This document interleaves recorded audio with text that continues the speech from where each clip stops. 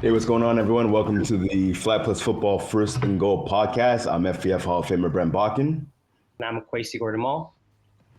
All right, so welcome to the show. So this is part two of episode 8. So last week we did the men's divisions 1 through 6. So this week we have the ladies. So we have women's 2, women's 1. We have co-ed, and we also have 5v5. So I know last time we left off, we were talking about March Madness, Quaysie and I. So we are trying to get Ali's pick for March Madness. So he told me before we went the air he's picking Davidson. Clearly he's not watching because Davidson's not in the tournament. Okay, so you choose North. So he's telling me in my ear. I don't know if you guys can hear at home. He's choosing UNC, North Carolina. Yeah, they got bounced those bums in the first round, thankfully. So yeah, it's nice. I actually picked Ole Miss to knock them off, and they blew them out. So it's quite nice. I'm surprised they even made it to the tournament. Yeah, they shouldn't have. They shouldn't have. That was a big debate last week, right? Because they had to beat San Diego State to get in. Yeah. And yeah. They lose and then they still get in. It's very weird. The community is really weird how they're making the rankings and stuff like that. It's also like I'm not sure if you're a gambling man, but Memphis played Colorado. Colorado was a 12 seed, but they had Colorado to be favorite. So I was like, how's that even like? Who's making these rankings up? You know? But again. But then Colorado State knocked off Memphis though, right? Yeah, exactly. But Memphis was favorite to be like they're a higher seed. They're the 5 seed. Colorado was 12 seed. So. Yeah. I actually, I'm not gonna lie. I have my bracket in front of me right here because I was. As soon as we get off here, I'm ready to go watch some NCAA. Yeah. Anyway, so moving on to FPF now, where it's the reason why we're here.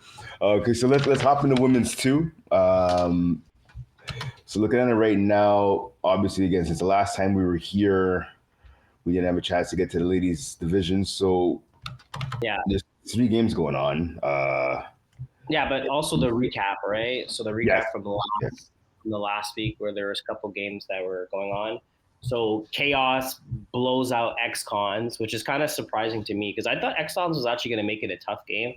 I thought XCons was going to be one of those teams where like, oh, they'll probably be like about 5-5. So just on but losing 53-0 is kind of crazy. I know I think they're missing some females on their team because of the national championships for the Concordia hockey team. I think so. I'm not 100% sure. Yeah. That's exactly what's happening. I believe they're missing maybe two girls. I know some of the girl players play on the hockey team as well. But to lose 53-0 is kind of insane. Allison went for 180 yards and 12 passes with 5 TDs. The defense got 3 pick sixes and they won 39-12. So I mean, big win for the Chaos, but big win for 53-0. So big win for Chaos, but horrible lose for XCons. And yeah, shout out to the defense, right? Obviously, so Rochelle pick 6, Naomi Alma, she had 2 pick sixes. I mean, obviously their defense is doing something right. So not only do they shut somebody out, they get a couple of touchdowns on defense too. So shout out to the ladies for Chaos. They really brought the hammer. They were in action this past weekend as well, and I believe last night I think it was, and they delivered another shutout. Yeah, and they also played back-to-back last week's too, and they won 39-12. So right now they're on a big streak right now. Yeah, definitely. Also, so I was going to say, this is like the perfect time for that, right? Your regular season's coming to an end. The playoffs are around the corner. You want to be playing your best ball, and obviously the ladies for Chaos are doing just that. Yeah, we also have a big game with late ETS had a big win versus Dream Killers, which is a must win for them. They won 20-18, so that was pretty good for them. And then UCAM pretty much just blew out Habo 3, 41-7. So they got back on their high horse, and they're gonna make a playoff push, I think, right now. I just want to go back to that game you're talking about with the Dream Killers and the Lays ETS. They're on there. So shout out to Eleanor Lacache. She had like 12 catches for like 118 yards, 2 TDs. Unfortunately, it came in a loss. And what's funny about that game, if you go back and you look, right, it was a 2018 win by ETS over Dream Killers. The score was 7-0 at halftime for ETS. And then we see the Dream Killers come out and they dominated play in the second half, scoring their entire 18 points in that second half, just again falling short at the end there to ETS. So congrats ETS getting a much needed W, as you said. Mm-hmm. Mm-hmm. That's the worst I find when you have like a really big game, you get like crazy stats and you still lose. And Yeah, you're just like, it's like I didn't lose, but like you did, you know. It was all those chumps, it was all those suckers. It wasn't me. Yeah. Fair enough. Okay. Yeah. So kind of, I guess, a recap on the games that just happened on Saturday too, right? So just kind of get out the way. We had 3 games that got played. As we said, Chaos played Spartans. Yep. They absolutely blew them out. Yeah, 43-0, which is kind of, I mean, Spartans, I think it's 0-9 right now. 0-8. So, I mean, again, we know they're struggling for pretty much the whole year. So hopefully next year, if they come back, they kind of have a better mindset. Maybe they'll be a women's 3 division for them to get into. I'm not exactly sure, but maybe they'll do a bit better. Then we have Dream Killers takes care of business of Cavs. Cavs also, I just realized Cavs don't have a win this season, so they're 0-6 as well. Hopefully, one of these 2 teams get one. Hopefully, we don't have 2 teams that finish without any winning records. They do have a tie, but I mean, a tie is not a win. Yeah. And then we had Cheetahs. Cheetahs actually score kept that game. Cheetahs played Cavaliers, the other Cavs. So Cavs, I guess that's Cavs won, the better team, and they Cheetahs got a must-win, a good win for themselves. So that brings them into 3-5, and they kind of get out of the pack right now. We'll get more into the pack with the 6 points, because right now we have a 3-way tie from 14 to 11, and only 12 teams make playoffs. So yeah, exactly. It's a bit of a, at least with that Cheetahs and Cavs matchup, I guess a bit of a Vanny versus Champlain kind of thing. It's always kind of fun to see. Exactly. Yeah. So they probably play versus each other when they play their season 2. Maybe I'm not exactly sure how the divisions work there, but it's gonna be very interesting. We said before, it's gonna be very interesting when playoffs start. A lot of teams right now with 6 points, and then you have 8 points. So like one more win from ETS, they have a good chance. Cavaliers season's actually over, so right now they're 3-7. So I don't think with their points against, I don't think they'll get a chance to make the playoffs. Same thing with ETS too. So I think, to be honest with you, I think we already have our top 12 teams that actually made. Actually, no, you have ETS. No, because X-Cons will still get in. X-Cons, they only played 6 games, and then you have hard hitters too that only played 8 games. So if they win 2 games, they actually could bump up to 30 people. Okay, so we still have some ball left to play. Yeah, looking at that right now, if you just go down a little bit, just below the hard hitters, there's a team I was seeing in there. Okay, so the X-Cons could still get in. Technically, would the Cavs be able to get in? I mean, they have 1 win now. If they were able to win out and get some help, 1 maybe. It depends who they play against too, right? Because if they play like Cheetahs and Hibu, because Hibu and Cheetahs need to lose their next 2 games. So if they finish 3-7, technically we're gonna we could have a 4-way tie, which it makes it very. Then I think it's points against how it works first. So like, I think Cheetahs are fine because they only have 126. I don't think they're gonna allow more than 170 points last 2 games. Hibu 3 maybe, they have 214. So ETS only has 239. So that means Hibu has to allow 25 points. They have to make sure they don't allow more than 25 points in the next 2 games. Or if they go down to So I pretty much ETS, if Hibu can't get a win and X-Cons don't get any win, and then Cavs kind of don't get any win, ETS most likely will take the 12th seed. Okay, so you know what? I'm just sorry to cut you off, Quaysie. So I'm looking at it right now, right? The Cavs schedule. So they played last night, right? They lost to the Dream Killers. I think you said like 38-29. Yeah. Their schedule says they only have 2 games left, whereas the standings right here says they have 3. So if that's the case, okay, so maybe they didn't. Yeah. It's not updated. Yeah, it's okay. The Cavs can't get into the playoffs then because they played 8 games. Yeah. Okay. So you're my bad. You're right the first time. X-Cons have a chance and the hard hitters have a chance. Actually, the X-Cons play next Sunday. Actually, a week from now, they play the Cavs. So that's going to be a big game for the X-Cons if they want to try and get into that last playoff spot. Obviously, try to get a little help along the way. Okay. So we have a couple games going on tonight. 3 big games actually. So it's Valhalla taking on Hibu 2. Yeah. So Hebrew 2 comes into this game actually winners of 4 in a row. So they're speaking of teams playing kind of their best football down this stretch. I don't know if they're going to be able to knock off Valhalla, but I mean, at least they're Hebrew 2's trending in the right direction. Mm-hmm. Kind of finding their game. We have Linux against the Citadin.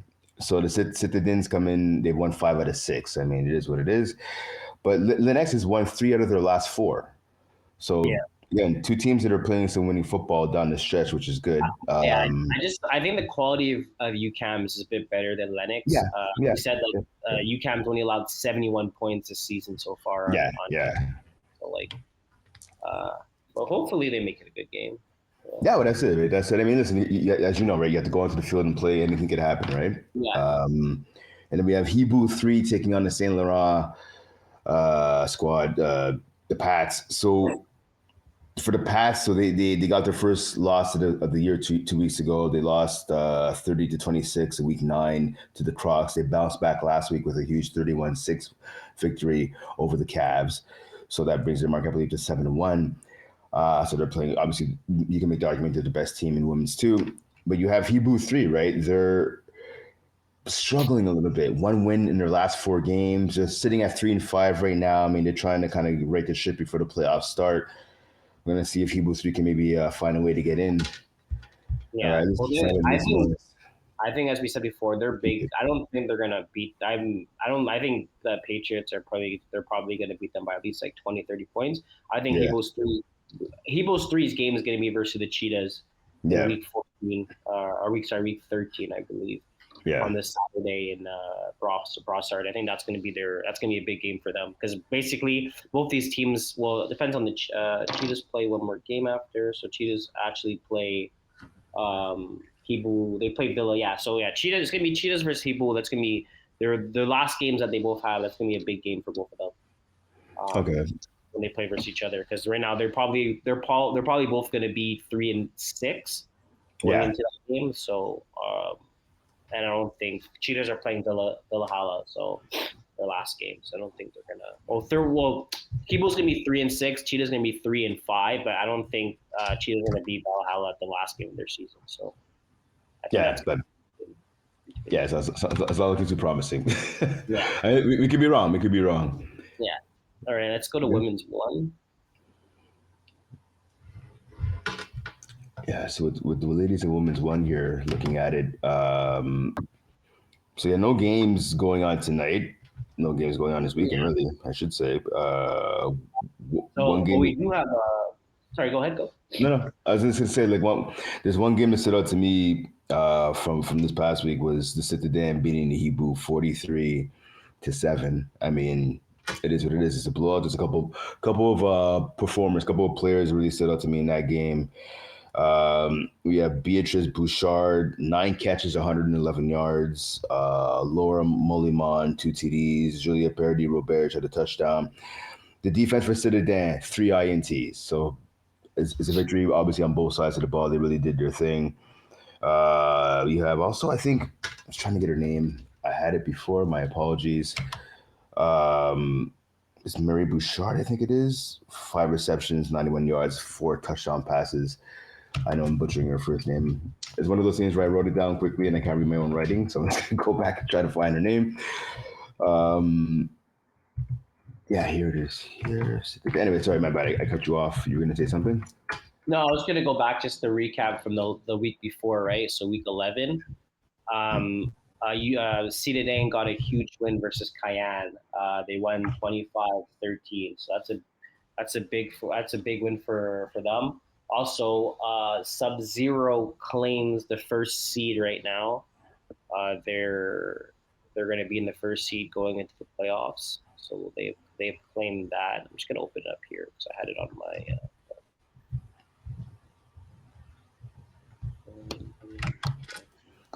So yeah, so they claim the number 1 seed right now, taking care of business last week at Chattagee. The big win. Not exactly what before was. I was like 40 something. I had opened up before, and then UCAM beat Thibault as well with an easy win. So right now, basically, the number 1 seed is Sub-Zero. They've claimed it, and right. Number one seed Sub-Zero is claimed unless Sub-Zero ends up losing, but I don't think they're going to lose their last game. I think even at that 8-1, the Blues are going to be. They will 8-2. I think they'll be fine. So that's my dog. So Sub-Zero gets number one seed, and then the second seed is up for grabs. But I believe how it's going to stand is unless the Blues end up losing the next two games, they'll pretty much get the first seed. Get the second seed. Get the second seed, yeah, exactly. I mean, they finish off with Sub-Zero, right, and Cayenne, so it's not a cakewalk. No, for the Blues. No, exactly. And that's it. Yeah. So next Monday, right? We talked. So it's going to be Sub-Zero against the Blues at Stade Bear, right? Monday, March 31st. So that's going to be definitely a game of the week. Well, the game of the week for ladies one, right? For women's one. So that's you have to wonder, because we talked about, you just mentioned, right? Like Sub-Zero, they were the presumptive favorite to not just win but to dominate women's one. They started off a little slow. Again, they're 8-1. There's no shame in their game, right? It's just you wonder now what would happen. I mean, if the Blues could kind of knock off Sub-Zero. Sub-Zero is probably going to finish in first, like you said, but you wonder how much a Blues win against Sub-Zero will kind of maybe shake the confidence of Sub-Zero. Yeah, you're right. Yeah, you're right. So the Blues, they said, the Blues were saying they have 2 games left. The next game is versus Sub-Zero. And then their last game is versus Cayenne. So if the Blues get the next 2 games, I think there's gonna be I think it's a tie break because Sub-Zero beat the Blues 45-20.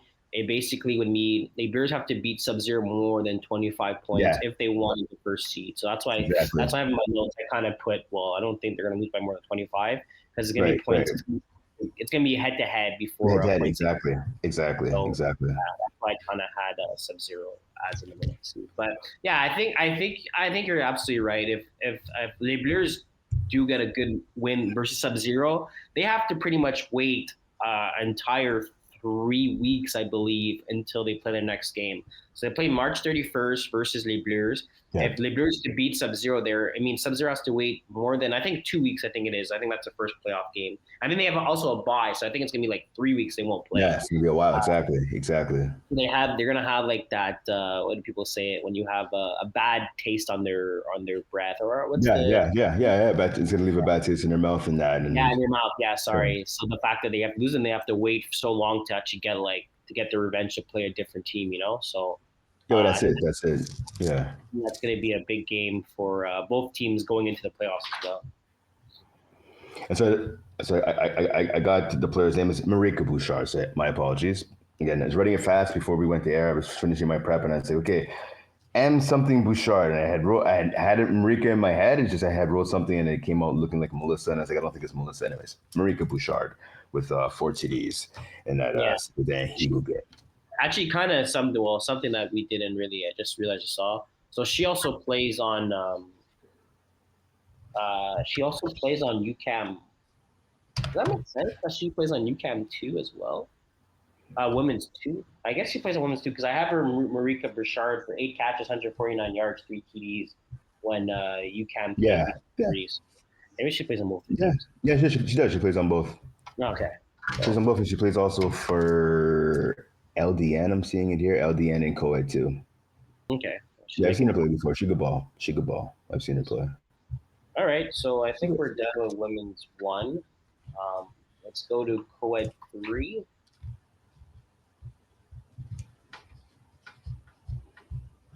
All right, so looking at co-ed. So, what do you want to start with the recap? Yeah, so we'll start with the recap. Hot Wings, as I have here, I'm just gonna scroll down a bit. So Hot Wings got a must win. They won 51-44 versus tight end. So they pretty much Hot Wings was 1-5 going to this game. So now they're 2-6.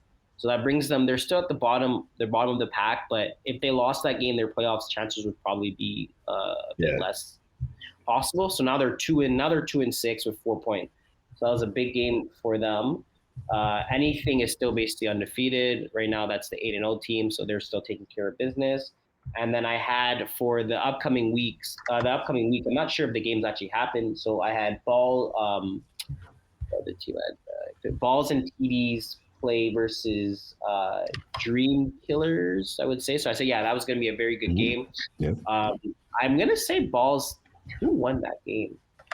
Because Dream Killers, I see here that they're done. So that means Balls TD won that game actually 46 30. Balls TD won that game 46 30 36 42 36. Sorry. So that was my matchup of the this week. And then for playoffs hopes we had Gold Diggers versus Thunder Buddies. So that was also one of the big games that was that was happening. Gold Diggers are 2-6, and Thunder Villains doesn't really matter for them. They're just they're just trying to climb up the rankings over here. But two big games for both teams, just to kind of for Thunder Villains to kind of right now, if they can win the next two games, they most likely will finish. They'll finish higher than 3 as the third seed. So yeah, exactly. 1 to 4 get by, right? So. So they go 5 versus 12. Yeah, exactly. They have BNGs that are kind of on their back. They're 5-3 as well. So Thunder Villains are going to want to kind of finish their season as if they can finish 8-2, they'll automatically secure a top 4 spot. Yeah. That's some good luck to that team trying to do that. I mean, again, like we said, this division race is tight. Like you said at the bottom, right? Legueras, Pamplemousse, there's Ghosted, there's Gold Diggers. A lot of teams, like I said, the Hot Wings as well, right? A lot of teams still have a chance. Even tight ends, like I said, tight ends only 3 points right now, but they've only had 6 games played, right? So they have the most games in hand, with the exception, obviously, with Legueras, Pamplemousse as well, right? So having those games in hand right now at this point of the season is huge, right? So, I mean, you kind of control your own destiny when you have that many games in hand. Yeah. That's the thing that's kind of interesting this season, because usually we have 14 weeks. So usually it's 10 weeks, I think max 11, because a lot of teams get buys. Yeah. Because we have so many more games this year, this season, it's like kind of crazy how some teams are done, right? So you have Vicious versus Delicious that are done. You have Dream Killers that are done. Like they have more games, so now they're just waiting, right? So we're going to be waiting exactly 2-3 weeks to play a game, and some teams are like 3-7 should get you in, but even at that, if Gold Diggers, Hot Wings end up getting 2 more wins each, they finish 4-6. They all of a sudden they're in the 10th seed, and they probably could drop down to the 13th seed that fast. Depending on Ghost as well. Ghost is going to have to get the last win for themselves as well. But it's kind of like it sucks to a point too, because you're kind of just waiting there, and you have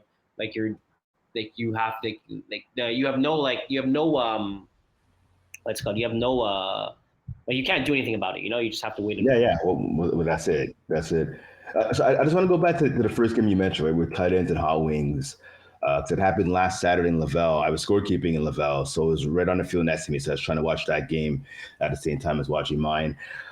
2 things in that game. So you had 2 running quarterbacks, William Denis and my man Pranav Sharma, a buddy of mine. Every time he's one of those dudes in FPF, like no matter where I am on the field, no matter where he is, you always say what's up to each other. He's a good dude, always respectful.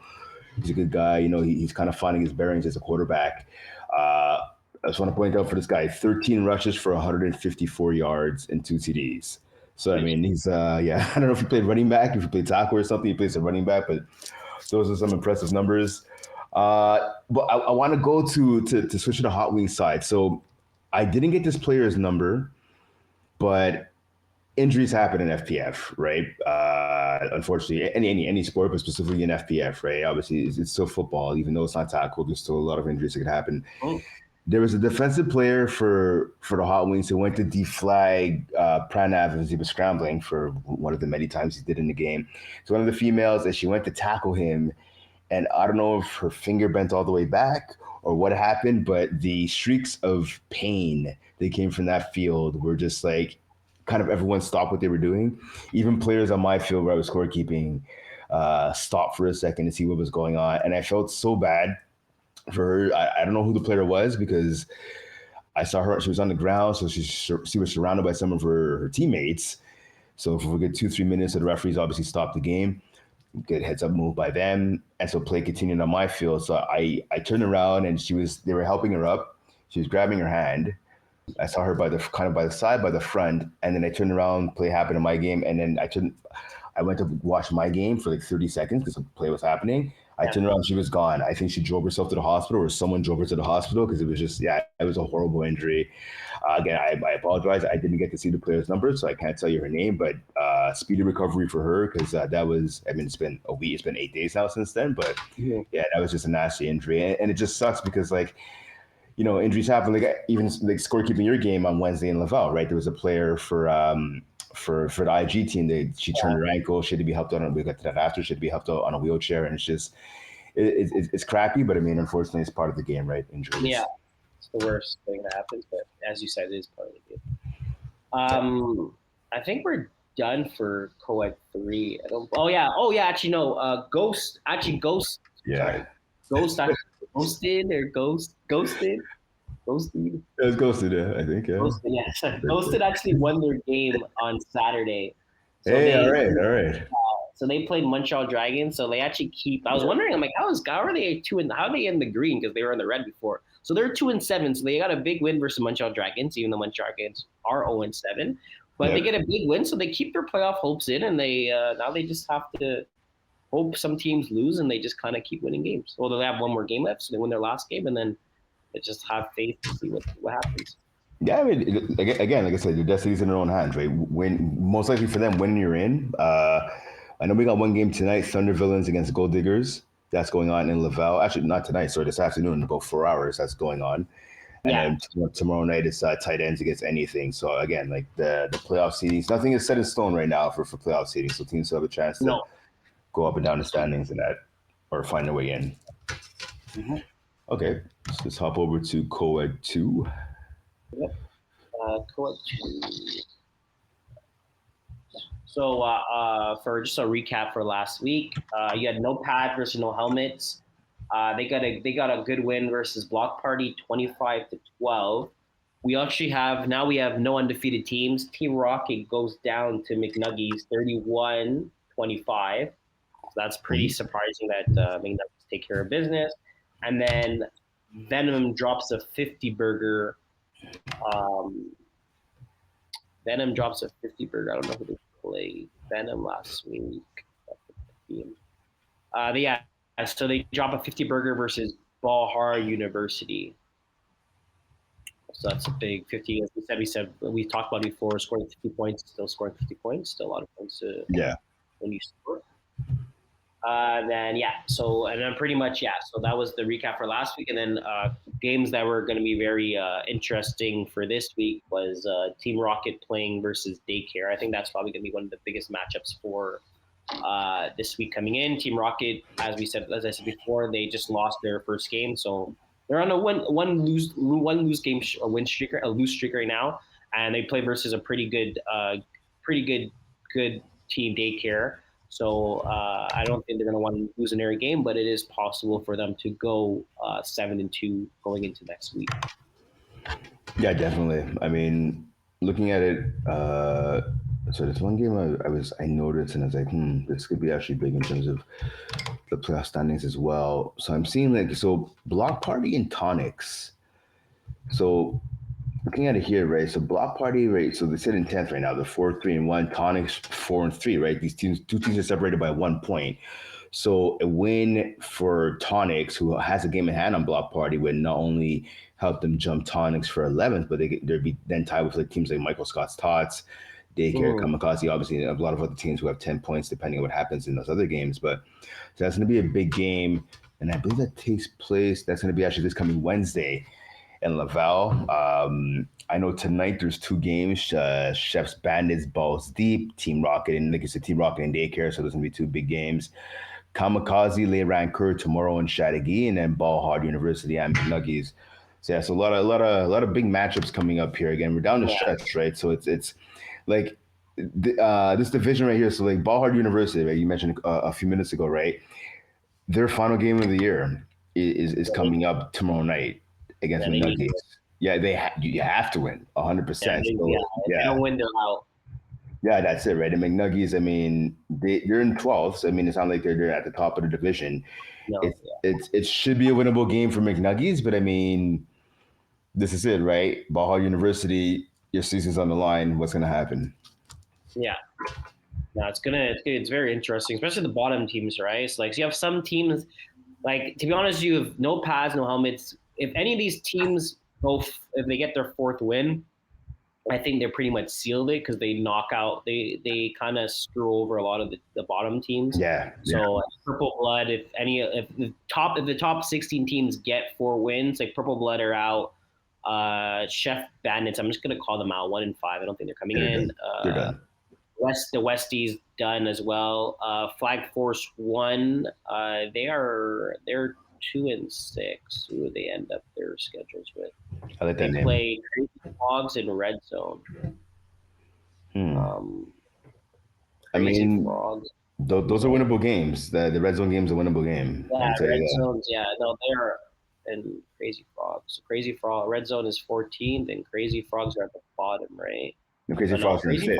They're in 5th, so that's why I said the Red Zone game is winnable. I don't know about the Crazy Frogs game.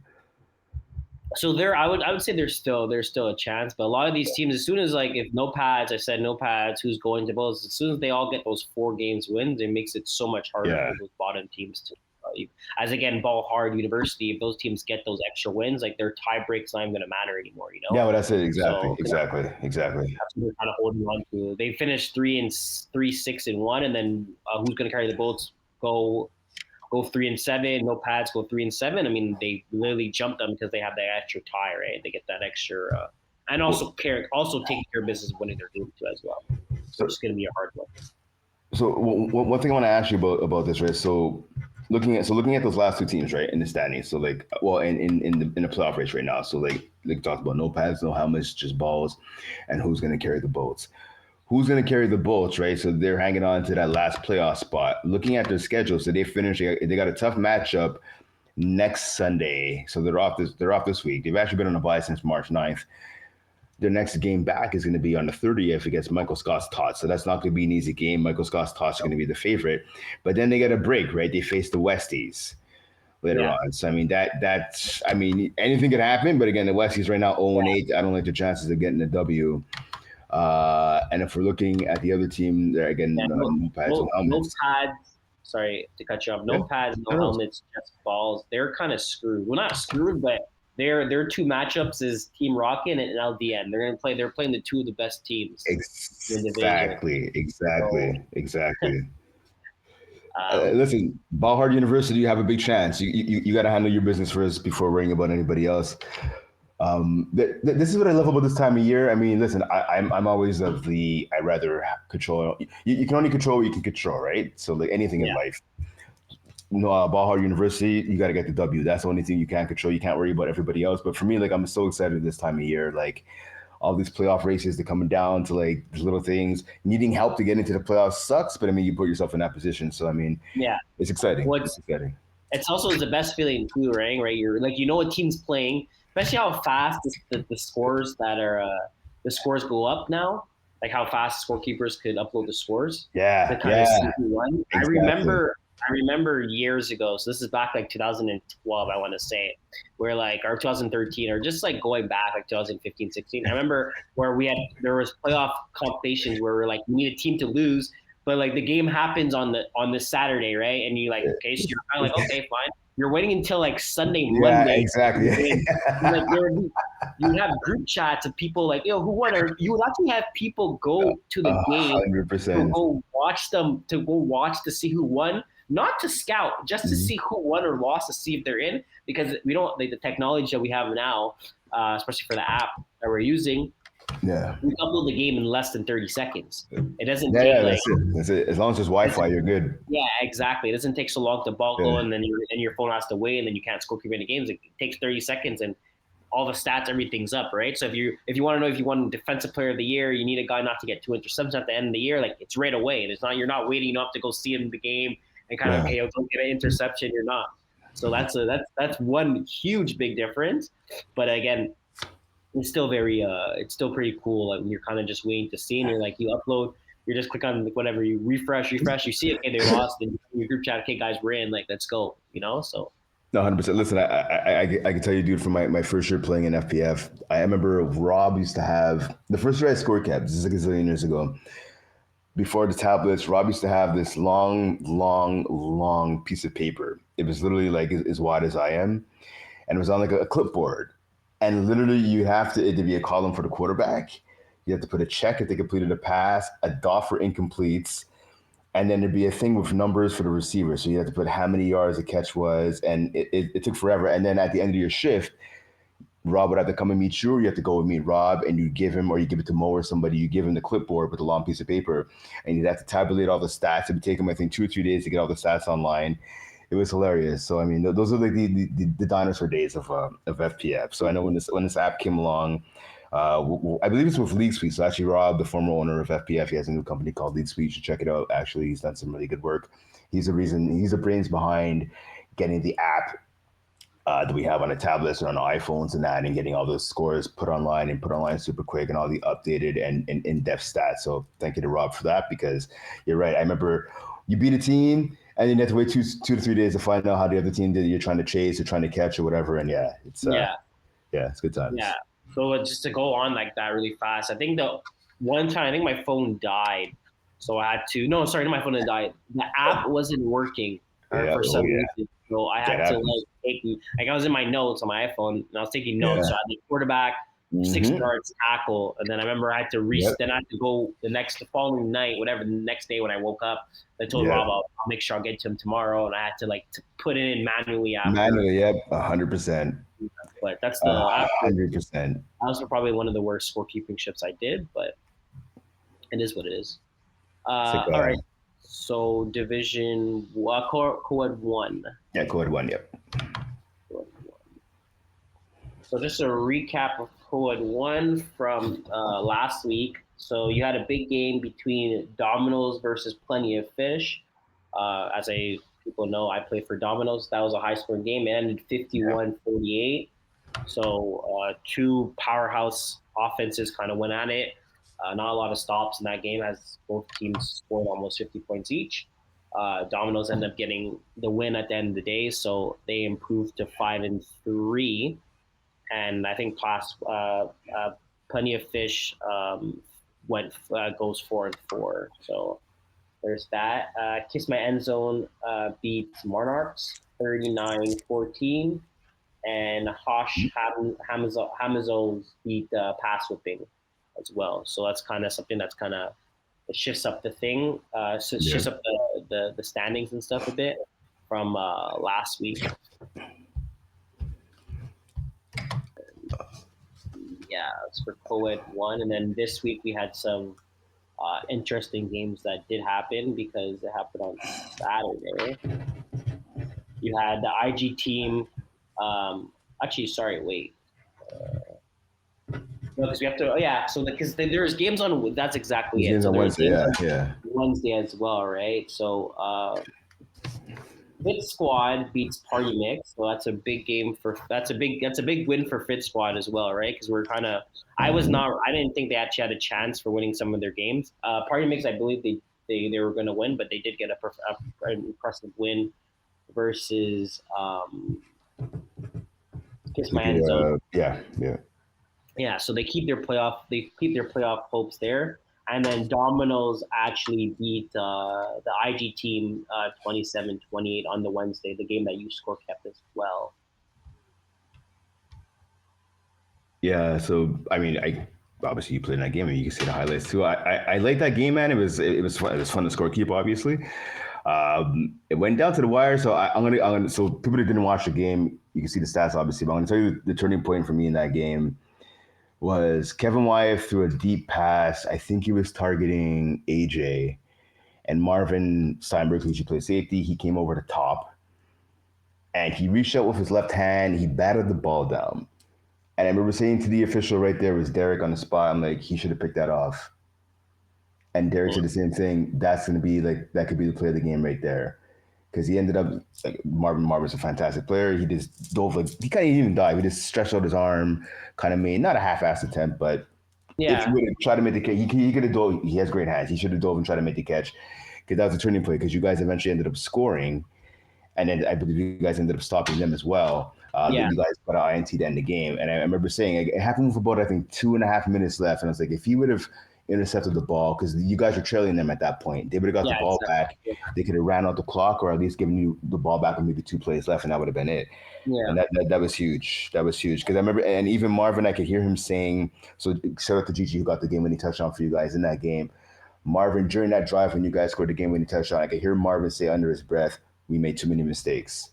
And for me, he was absolutely right, and I think that's definitely one of them, unfortunately, Yeah. for his squad. I thought the turning point was kind of when we got that stop in the red zone when they were on like the 5 yard line. Yeah, yeah. You're right.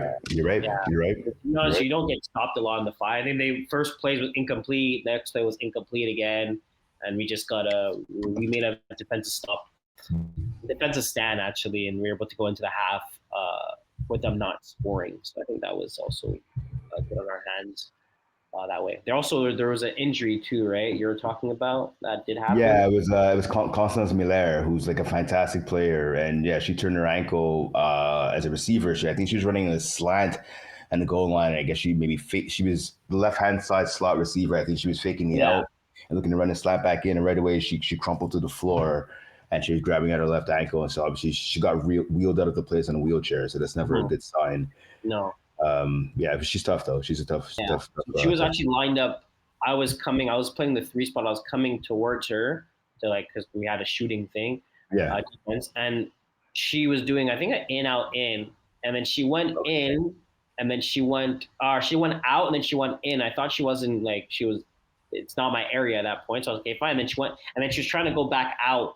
And then when she went out, I heard I'm not sure. I don't think I heard a pop because we got a sack too. So it's you heard the sack was a pop too. But I heard something happen. As soon as she dropped on the floor and the ball was kind of gone, I kind of went towards her, and then she came up to me and she's like, did you hit me?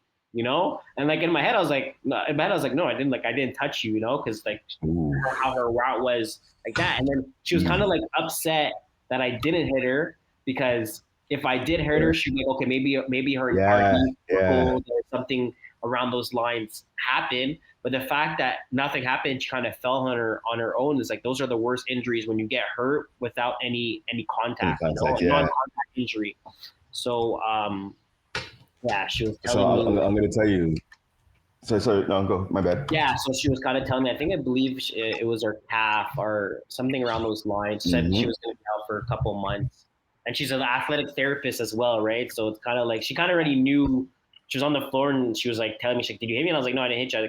I promise I didn't hit you. And then she was kind of mad about it. And then I kind of said, I kind of wish I did hit you because at least you could kind of be like, okay, maybe something else did happen. But the fact that she's an athletic therapist, she kind of already knew what her injury was, So I actually saw her on Saturday. She had I think she had a boot on her foot and she had one of those scooters and she was kind of scooting away. I'm going to tell you what that is. So I had the same injury in the fall season. It's one of two things. It's either going to be your Achilles, but if she's able to move her foot, if her foot's not, I don't think her foot was drooping downwards, so it's not her Achilles. It's a calf injury. When you hear I had the injury, it's a pop in the calf. It's involving I can never pronounce this correctly. It's the gastrocnemius. Okay. It's like a tendon or a muscle. It's a muscle in your calf, and when you pop it, I can tell you I've done this twice playing FPF. It feels like someone kicked you in the back of the calf and you turn around. And that's why she asked you. That's exactly why she asked you. I can guarantee you that. It feels like same thing with your Achilles, right? I've never popped my Achilles, but I have friends that have. It feels like someone just kicks you in the back of the leg, obviously where your Achilles is. You turn around, there's no one there. And I can tell you that happened with me back in the Fall Cups. I want to say maybe October. For me, it's like a 6-week injury. You can't. I was walking for Kane for 3 weeks. You can't run. Climbing stairs is brutal. Let me tell you that. So obviously for that player, obviously again she's an athletic therapist, like you're saying, so she knows how to rehab it. It's a long-term injury, and it's just doing simple things like jogging. It's going to take a while. It's not as bad as an Achilles though. So at least it's that you avoid surgery, but the only way you could rest it on, the only way you can take care of it is just you got to rest it. And you can do stretches with resistance bands and that. But yeah, that is not a fun injury because it feels like your calf kind of explodes.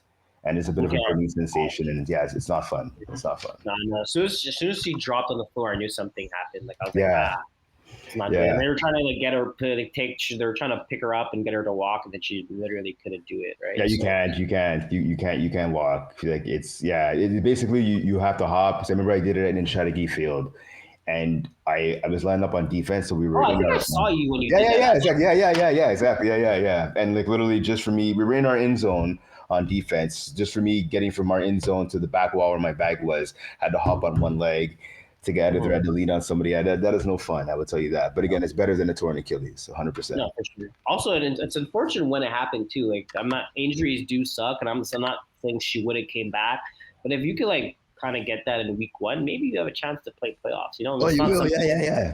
100%. But like, especially for me, if I get injured, right, and like let's say I get injured now, I'd be kind of upset the fact that I can't even I can't play playoffs. You know, that's kind of something that we kind of exactly. To, you know, and like you have a good season, as you said, the IG team 7-2 right now, so one of the top teams going into the playoffs. So it's kind of unfortunate they do lose a big asset on their team, but all the fact that she also doesn't get to play, like I'm sure she has other stuff to do that unfortunately she won't be able to do, but the fact that like she started the season off so well with the team, and then all of a sudden they won't even have her going into the playoff push. Yeah, that's it. It's a bit, and you saw, right? Like she went down, and you guys kind of started your comeback. Then not long after that, right? Yeah, I mean, they lost. She's a good player.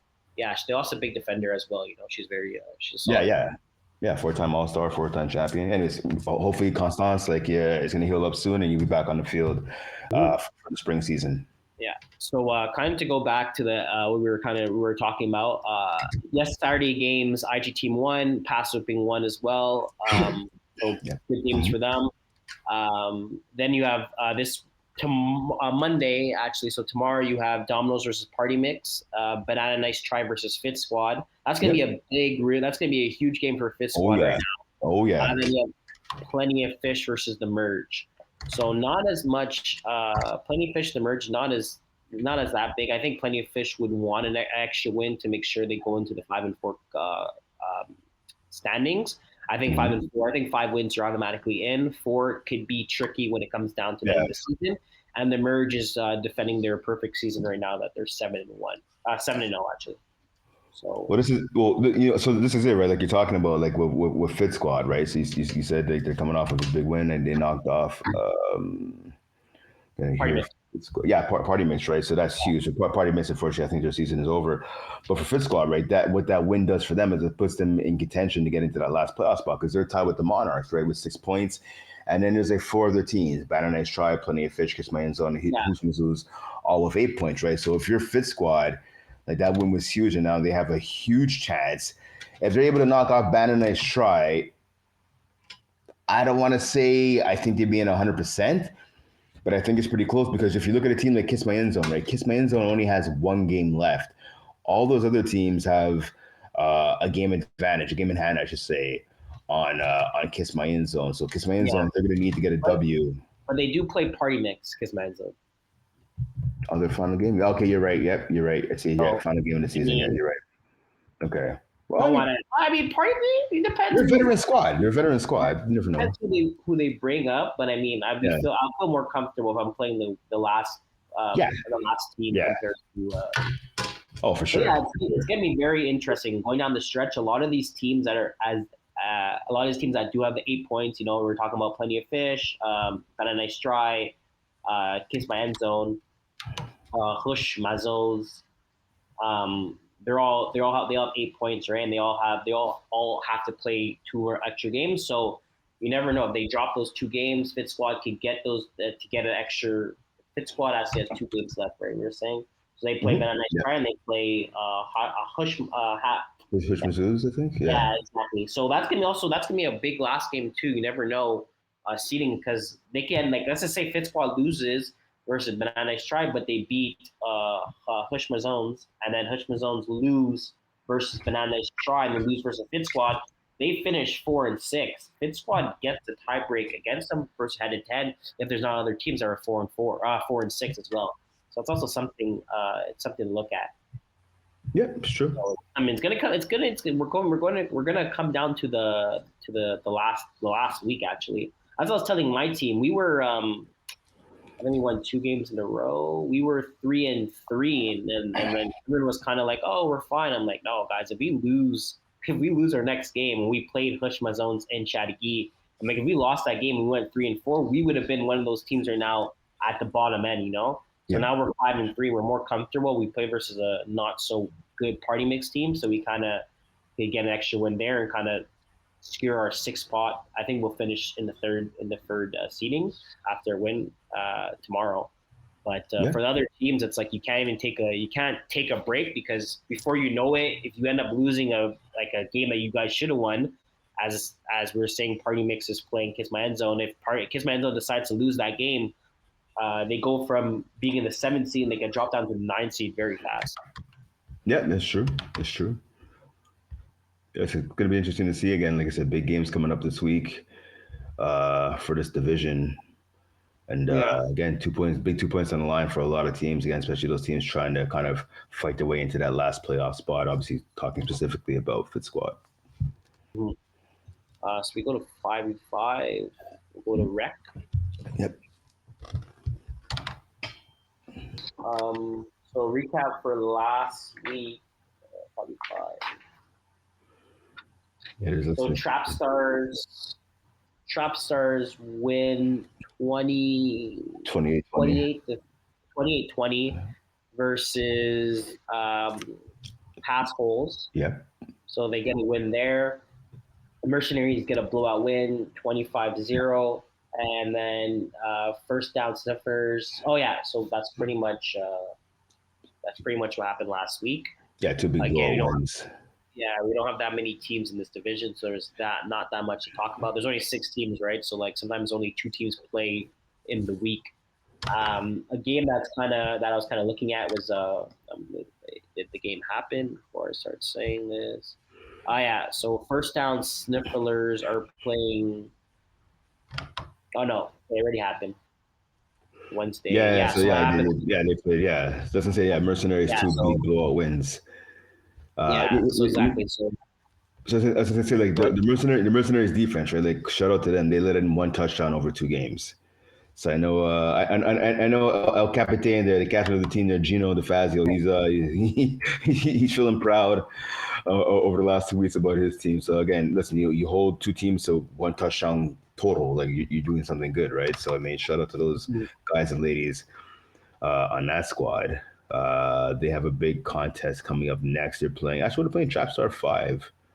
Yeah, they're playing Trap Stars 5 next Monday. So we'll see if they can keep up their defensive dominance next Monday. Yeah. And the upcoming week, we have First Down Sniffers versus Trap Stars 5. So that's going to be this. Actually, this is Sunday. Yeah, this is Sunday in Chattagee. And then you have Zero versus Pass Hole. So you have like the bottom of the teams versus the top of the teams. Yeah, that's it. Yeah. Interesting games there. And then I think we said it before. All teams make playoffs here, so you're kind of just playing for seeding to see who. So you know what? Actually, so interrupting. So that game tomorrow night between Zero and Pass Holes, right? That's actually going to be a big game since Statty Bear tomorrow at 11 p.m. Oof, it's brutal on a Monday night, but that's huge because right now both teams are tied with 2 points, but Zero has the advantage in the standings right now. I want to see. I believe they played each other already earlier this season. Zero. So it's going to be a good game, actually. Zero beat Pass Holes 26-25 back in week 6 at Statty Bear, right? So, I mean, they're going to do battle again at Statty Bear tomorrow night. So right now, because of that 1-point victory, Zero does have the advantage in the standings. And that's big because that comes down to who's going to play the Mercenaries who are in the first round of the playoffs, right? So if you're Zero, you want to stay out of that matchup. Yeah, well, they get a bye. The first 2 teams get a bye. So okay, so you're right. Yeah, you're right. My apologies. You're right. Well, okay, so they get a bye. If Zero beats, they would then play Trap Stars 5. It depends, but to be honest with you, like it is a big. It depends who they want to play against. Maybe you're like, yo, let's lose the game so we play versus another team. Like it's fair enough. Yeah. I don't know who's better. I don't know. Well, we're gonna see because First Down Sniffers play Trap Stars 5, right? So we also get to see who's a better team. I think did they play versus last time there was a forfeit. First Down Sniffers went 60-0, so there was a forfeit.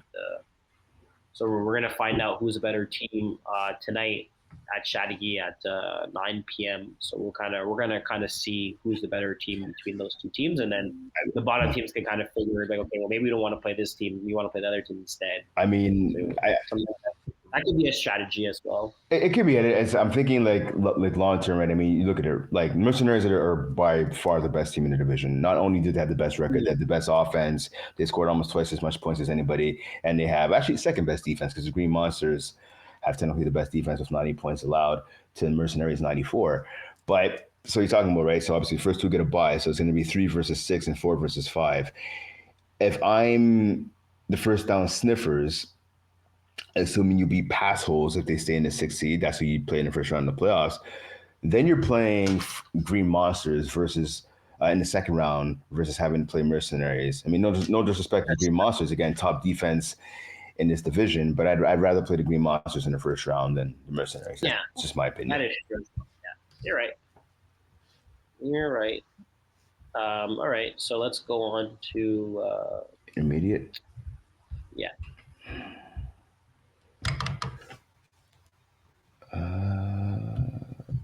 Here we go. I had a chance to get into your recap, sir. I had a chance to scorekeep a game last Saturday. It was here the first game actually of week 11 was Quebec U16A against Quebec U16B. I honestly hadn't seen either of those teams at all this season. I mean, there's so many teams you try to watch everybody, but it's impossible to do that. You can only be in so many places at once. There's some really good kids here, man. Like the future of football in Quebec is bright. There were some really fantastic kids making a lot of plays. It was exciting to see. Just a couple of players actually went up to after the game to just give them some props to that and be like, hey, keep on hustling, man, keep on doing your thing, because there's some good ball players on both sides. Mm-hmm. Absolutely, Quebec's well known for tackle football. So I mean, tackle is kind of like flag. I mean, if you're athletic, if you're good, you know how to catch a ball, you know how to run the ball. I mean, you could put both of them together. Yeah. But yeah, so as I said, I think I had the same thing in my notes here. I had Battle of Quebec because both the Quebec teams played with each other. Yeah. As we said, Quebec U16A won 29 to 13. So they get a win versus their neighbor, I would say, right next door. Yeah. One interesting to say is that both of these Quebec teams. So what exactly this is basically tryouts for this team. And they also have a Quebec 60 U16 that plays in intermediate, and then you have the U18 that's playing competitive. Yeah. So basically, it's two teams between. I think they have maybe like 22 guys, 23 guys. So this roster actually cuts down to 10 to 12.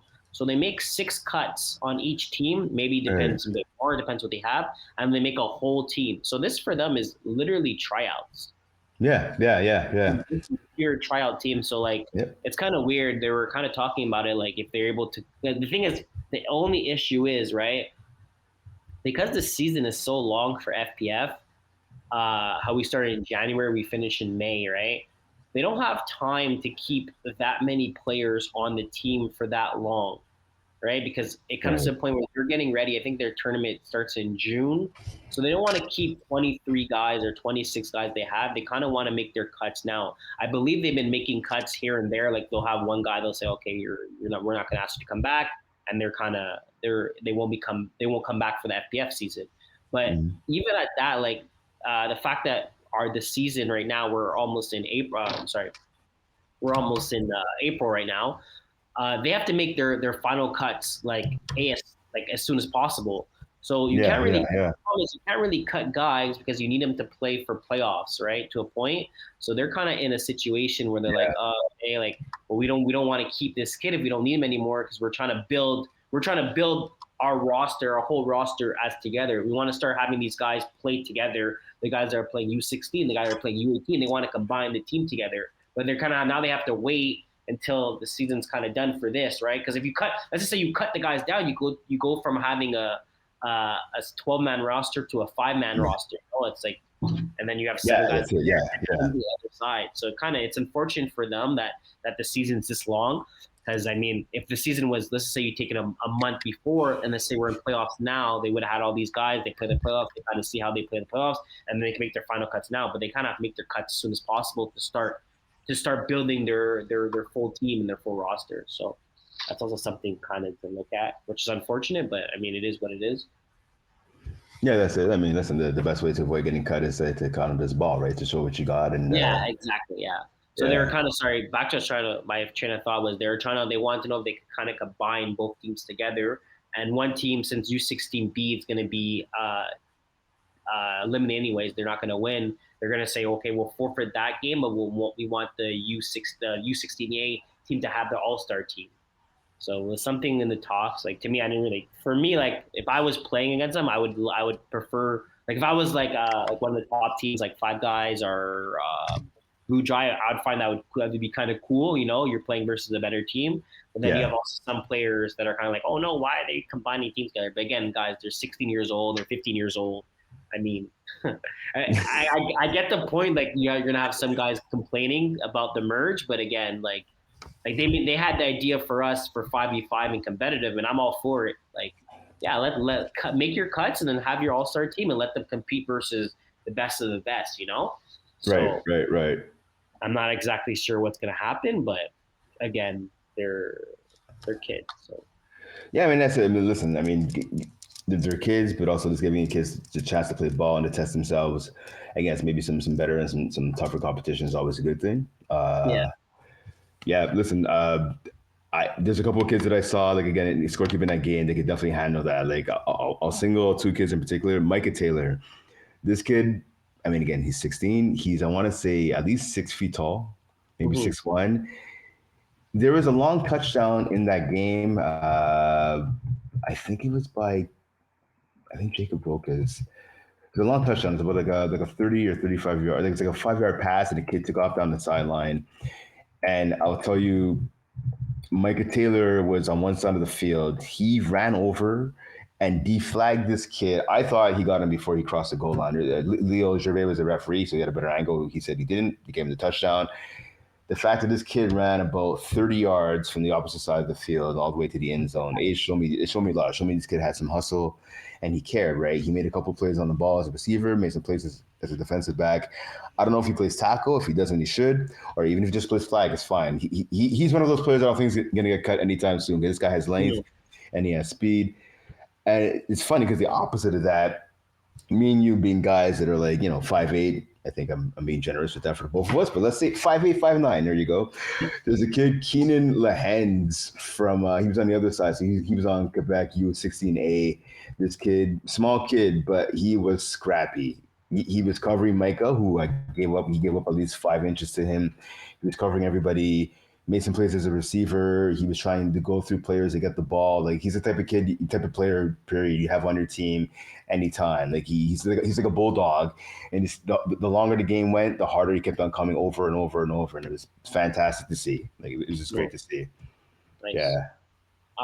Just to kind of finish the recap, so we had the Battle of Quebec play against CT, win 43-13. Yep. As well, they beat Quebec U16B. Then you had Quebec U16A. They beat Primal, so they had a big game for them. That's a huge win for them. And then moving forward for the following week, you had CT. CT is basically playing back. No, wait.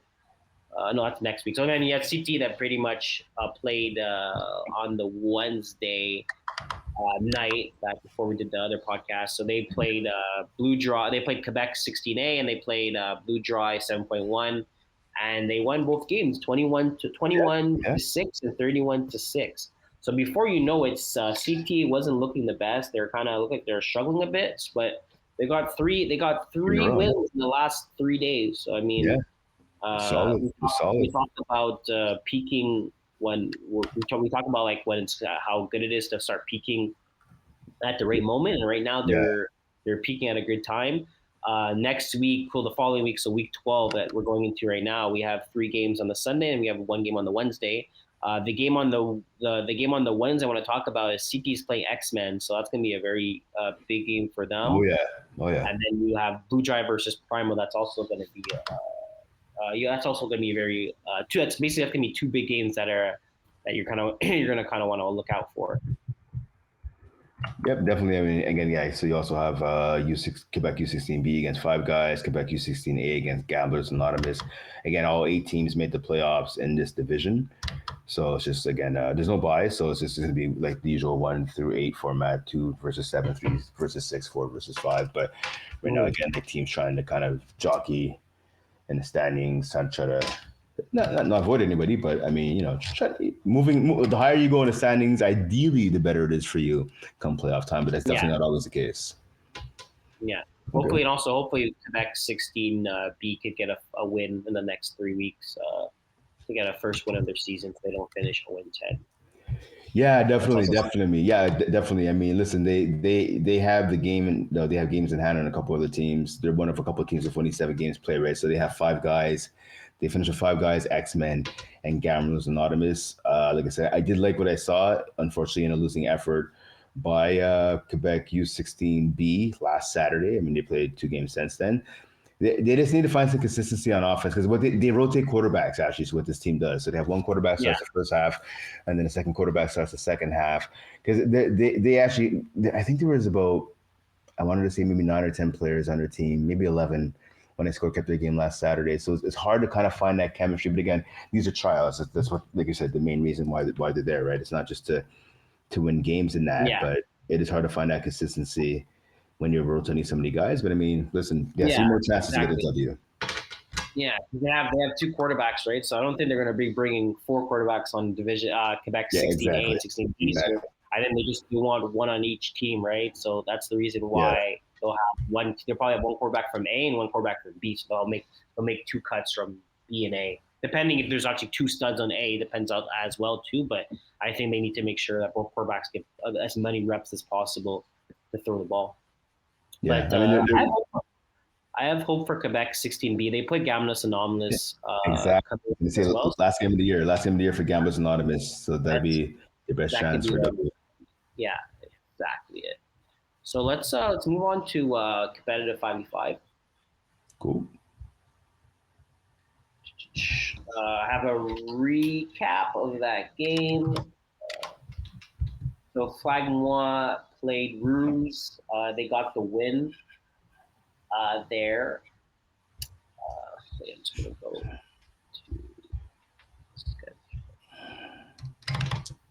So it's a recap from last week. Again, there's not that many teams in the division, so sometimes you don't see as many games played. Yeah. So just a recap there. You had Braves played Team Quebec 18B. They pretty much won. A game to really watch was Ruse versus Flag Moi. Flag Moi won 40-26. So that pits Flag Moi one step closer to finishing that first seeded seed for them. Right now they're 6-2, so they're kind of pulling away, but they have Vengeance and Braves that are just right on their tail. You have the Jamesons that played both the Quebec teams. They took care of business. They almost lost actually versus the Team Quebec, the U18A team. They almost lost. They won 20-18. So that was I was talking to Breezewell about that game. They said it was pretty close that they had a good chance to lose that game. So big shout out to Quebec U18. It seems like they're finding their chemistry. As I said, every week I find that they're getting better. I actually had a talk with one of the coaches, and I was kind of saying like the one thing that you guys have is that you guys will get progressively better every single week. Compared to like a lot of teams like us, like where this is what you're gonna get. Like maybe you'll have a crazy game from AJ or a crazy game from Jerry Murphy or a crazy game from James Drysdale, like a crazy game from one of these players, but like. At the end of the day, you'll get what you get. We're going to be going along the season. But with these guys, like every single week, the kids are getting better chemistry. They're understanding better formats, better defensive calls, better offensive calls. So they're just getting better every single week. So it's going to be very interesting when playoffs do start to see how good these teams actually are. Also, I want to give a shout out to Jerry Murphy. They won 52-18. Against Team Quebec U18B, but he scored 6 TDs. So Yeah, it's pretty impressive. I'm not exactly sure the standings and for receiver player of the year for 5v5. I'm gonna actually look at it now to kind of see, but the fact that I'm assuming he's probably one of the top receivers right now. Yeah, so the fact he just scored 6 TDs. So before that game, he had 8 TDs, and now he has 14 TDs. So he's the lead scoring. He's the lead scoring for TDs, and I think he's probably he's number 4 in yards. So he got one step closer to winning receiver of the year for 5v5 just for having that performance of having 6 TDs. I mean, and listen, it makes sense, right? He's a CFL player, currently of the Ottawa Red Blacks, right? So, and Jeremy Murphy, obviously. So, I mean, him having that performance, it shouldn't be a surprise to many, or if anybody really. Stud player. Yeah. So that was pretty much the recap going there, and then we have actually a really good game tonight at 5 p.m. Yeah. We have Party Throwers versus Braves.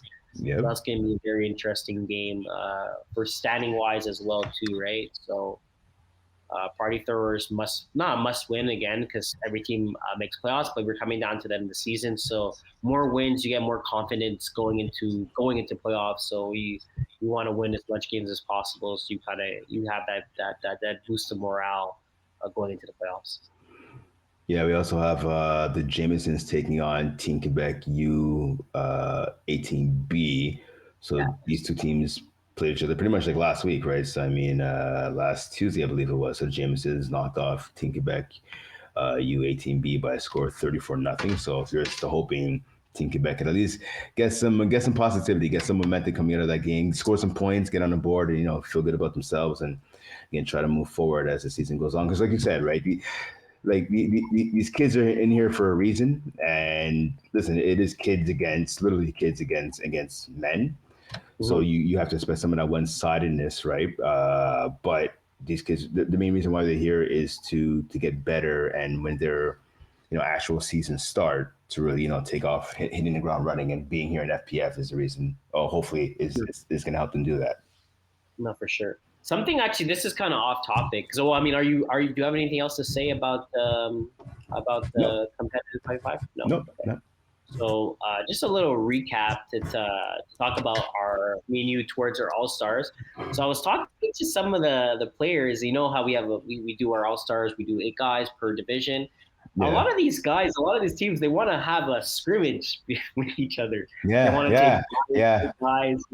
So it's starting to be in the talks, So I find that'd be pretty cool. I know it's hard for that to get every single division. So maybe we could do like maybe I'll try to talk to Jeff and see. Maybe we'll do a raffle, and we could get maybe 1 or 2 teams, maybe one women's team or one men's team. We kind of just pick we make a raffle when we finish the divisions, and whatever division we pick, we set something up where the 8 guys show up and they have a little scrimmage for each other, and we see who's a better all-star team. I don't see why not, man. I don't see why not. That'd be a lot of fun. And again, thank you to all you guys and ladies out there who are letting us know how you feel about the All-Star. Even you, AJ, who says that Quaysie and I can't pick All-Star teams.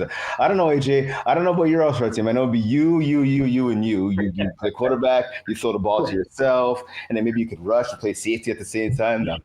Busting your balls. But this All-Star format that we have is a lot of fun for us, obviously, and we're happy that you guys are enjoying it. And having a scrimmage would be great.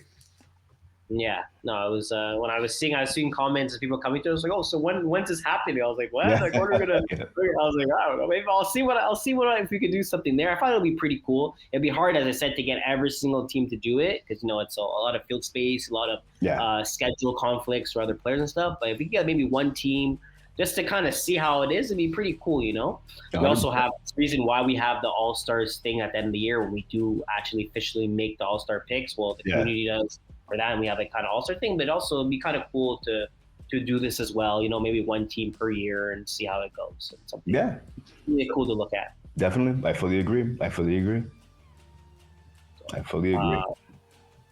So that's about it for my end. I don't think if you have anything else you want to Yeah, just like I said on part 1 of episode 8, make sure to go out and subscribe to our YouTube channel, Fly Plus Football YouTube channel. Obviously, click for the First and Goal FPF podcast. And spring registration is still open, obviously, for any players or teams out there who want to get in on the action. There will be the spring season again. That starts May 19th, so literally one day after the winter season finals are said and done. So for more information, you can go to flyplusfootball.com to check that out. Yeah, I think that pretty much does it for this episode. Yeah, pretty much. Just want to give a shout out to everybody. Make sure you guys look at your schedules. Make sure you guys know when your games are played. As we said before, playoffs is basically coming. Make sure you know your seedings as well too. If you guys are not exactly sure if you guys are in playoffs or you guys have a chance to make playoffs, I know some teams that are 2-7 right now, and they're like, "Oh, our season's done," but you never know. I know I was talking to Sanders, and I was thinking, well, he plays for a co-ed 2 team, Purple Blood. And I said, technically, if you guys win your last game and you guys get some upsets here and there, you guys could still make playoffs. So just so you know, like, make sure you guys are checking the standings, checking the records, and doing the math, so you guys don't forfeit your last game thinking your season's done and everything's over, because you never know. Exactly. Yeah, and once again, subscribe to the YouTube channel. We're close to getting 1,000 subscribers, so again, let's keep on getting those numbers piled up, and we appreciate everyone that subscribed so far. Okay, so that'll pretty much do it for this episode 8, part 2. Again, we covered 5v5, we did women's, we did co-ed. So obviously the first episode, the first half of men's 1 through 6 is already up. Today's Sunday, so this episode should be up tomorrow online, so make sure to check it out, and we will be back next week with episode 9. And a lot of stuff to look at. Obviously, the games we talked about today that we previewed, we're going to be recapping those, previewing a lot of the games coming up in week 13 and that. So week 12, I believe, as well for certain teams. Week 12 and 13 games, yeah. So, anyways, yeah. Make sure to check it out. He's Quaysie. I'm Brent. Thanks for tuning in. We'll see you next week. Peace.